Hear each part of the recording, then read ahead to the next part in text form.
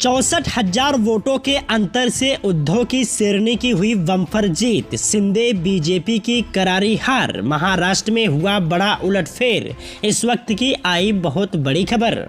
बता दें, मुंबई के अंधेरी पूर्व विधानसभा उपचुनाव में शिवसेना उद्धव ठाकरे पार्टी की उम्मीदवार ऋतुजा लटके ने जीत दर्ज कर ली है। ऋतुजा ने 64,000 से ज्यादा वोटों के अंतर से जीत दर्ज की है। उनकी बम्पर जीत के बीच चर्चा का भी नोटा जोर शोर से हो रहा है।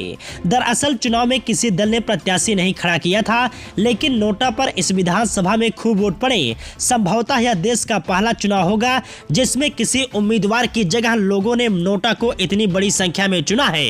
हालांकि नोटा को लेकर बीते कुछ दिनों में अंधेरी पूर्व विधानसभा उपचुनाव क्षेत्र में जमकर साजिश के आरोप भी लगे। ऋतुजा लटके के खेमे ने यह आरोप लगाया था कि उनके खिलाफ लोगों के बीच में षड्यंत्र रचा जा रहा है। लोगों को इस बात के लिए उकसाया जा रहा है कि ऋतुजा लटके की जगह नोटा का बटन दबाया जाए।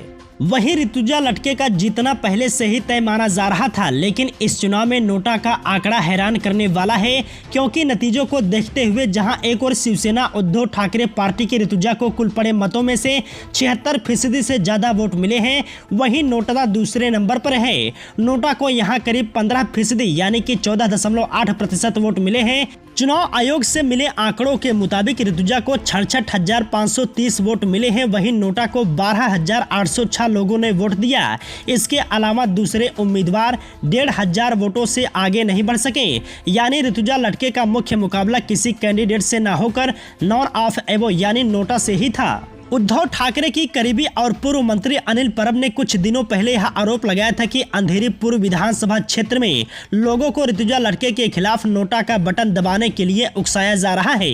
परब ने यह दावा किया था कि उनके पास इस संबंध में कुछ ऑडियो और वीडियो क्लिप भी है, जिसमें साफ पता चलता है कि नोटा का बटन दबाने के लिए लोगों पर दबाव बनाया जा रहा है, उन्हें पैसे भी दिए जा रहे हैं।